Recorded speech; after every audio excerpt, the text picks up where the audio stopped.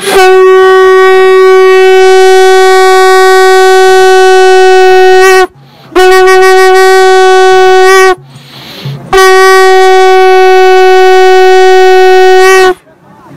श्रीराम, जय श्रीराम। नमस्कार, स्वागत आहे तुमचं SB न्यूज या युट्यूब चॅनलवरती।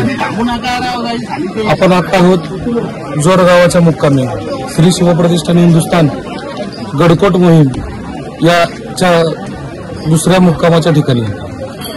आज पाहू शकता असंख्य धारकरी आज मुक्कामाच्या ठिकाणी थांबलेले आहेत। काही जण न्याहारी करत आहेत, काही जण निघण्याच्या तयारीत आहेत। तसेच आपल्यासोबत एक धारकरी जोडले गेले आहेत, जाणून घेऊया त्यांच्याकडनं त्यांचा अनुभव। नमस्कार। नमस्कार, जय श्रीराम। माझं नाव विजय दिगंबरराव कासार, राहायला जळगावला असतो। माझी 8वी मोहीम आहे आणि मोहीम ही अनुभवण्याचा विषय, जगण्याचा विषय। गडकोट मोहिमेला आल्यानंतर जसे छत्रपती शिवाजी महाराजांच्या काळात जे मावळे जगले, जसे ते चालत होते आणि या केदरीच्या वाटा इतक्या अवघड आहेत की मराठ्यांनाच फक्त हे ठाऊक होते। बाकी मुघलांना यांना अफजल खानाच्या फौजेला आगवण लागायची। तिथं आल्यावरती ना भल्या भल्यांना घाम फुटायचा। आम्ही कालपासून चालत होतो, वाटेत असे रस्ते होते ना की हत्ती जरी हरवलं तरी सापडणार नाही, इतकं घनदाट जंगल होतं। आणि त्या जंगलीतनं आमचे मावळे त्या काळी जगायचे। आज ही भिडे गुरुजींनी जी काढलेली मोहीम आहे, त्या मोहिमेत जे मावळे आता येत आहेत, त्या काळी युद्ध व्हायचं, पण आता आम्ही जे चालतोय फक्त आता युद्धाचा काळ नाहीये। आता हा जो काळ आहे तो एक अनुभवण्याचा काळ आहे। त्या काळी आपल्या मावळ्यांनी युद्ध केलं तर तो युद्ध आपण करू नाही शकत, तर किमान ते अनुभवू शकतो आपण ते त्या काळी कसे जगले। तर आम्ही 4 दिवसाच्या मोहिमेत सहभागी होतो। स्वतःचा भाकर तुकडा, स्वतःचा अन्न शिदोरी आम्ही सोबत घेऊन येतो। आम्ही बाहेरून कुठल्याही 1 रुपयाचं वस्तू विकत घेत नाही किंवा खात नाही।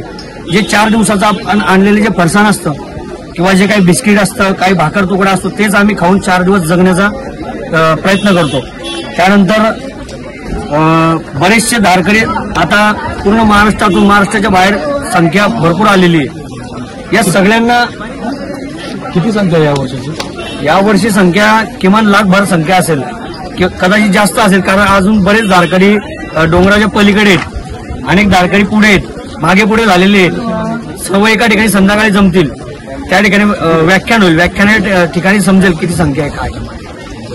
आता हे जे पदक लावलंय हे कसलं पदक आहे, याचं काय नेमकं वैशिष्ट्य असतं? हे शिलेदार म्हणून एक प्रमुख जबाबदारी गुरुजींनी आम्हाला दिलेली आहे।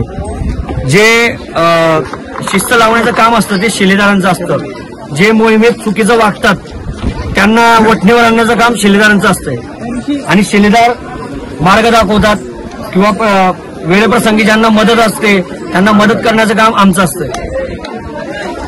दादा, आपलं विजय दादा कासार जळगाववरनं, त्यांचा अनुभव आपण ऐकला। अशाच नवनवीन अजून अनुभव ऐकण्यासाठी आपल्यासोबत जोडले जा। धन्यवाद। नमस्कार, माझं नाव मयूर राजवडे, राहणार भारतीय विद्यापीठ कात्रज, पुणे। नमस्कार दादा, आपली नाव आणि आपलं वय आणि ओळख सांगा आपलं। माझं नाव राकेश शेटे, आपलं वय 33 आहे आणि ही माझी भूमी मोहीम आहे। आणि आपल्यासोबत बघू शकता तुम्ही सगळे सहकारी धारकरी आणि अशाच वर्षानुवर्षी आपल्यासोबत मोहिमेमध्ये सहभागी असतील। हे आपले लव महारनर, यांचा थोडासा अनुभव तुम्ही जाणून घ्यावा। माझी पहिली मोहीम पण हीच होती। मार्ग होता प्रतापगड ते रायरेश्वर। इथला अनुभव एकदा जर माणसाने घेतला तर तो आयुष्यामध्ये कुठेच कमी पडू शकत नाही, कधीच थांबू शकत नाही, असला अनुभव हा आहे। आपली शिदोरी घरनं घेऊन येणे आणि त्या शिदोरीवरतीच आपला उदरनिर्वाह करणे, त्या जंगलामध्ये आणि आकाशामध्ये त्याच्या छावेमध्ये झोपणे, याच्यासारखा अनुभव तुम्हाला आयुष्यात कुठे तुम्ही मिळवू शकत नाही। आज आपण जगामध्ये बघतो तुमचं किती जरी संपत्ती असेल पण जर तुम्ही शरीर संपत्तीने जर हे नसाल तर त्याला काही व्हॅल्यू नाहीये। तर ती शरीर संपत्ती, तुमचं शरीर चांगलं सुदृढ ठेवण्याची काम ही गडकोट मोहीम करते। तिथे पोरांना निर्व्यसनी तुम्ही जर पाहिले, कमीत कमी लाखो पोरं असतील इथे, पण तुम्हाला एकही व्यसनी मुलगा दिसणार नाही। तर हे घडवण्याचं काम ही मोहीम करते। जय श्री राम।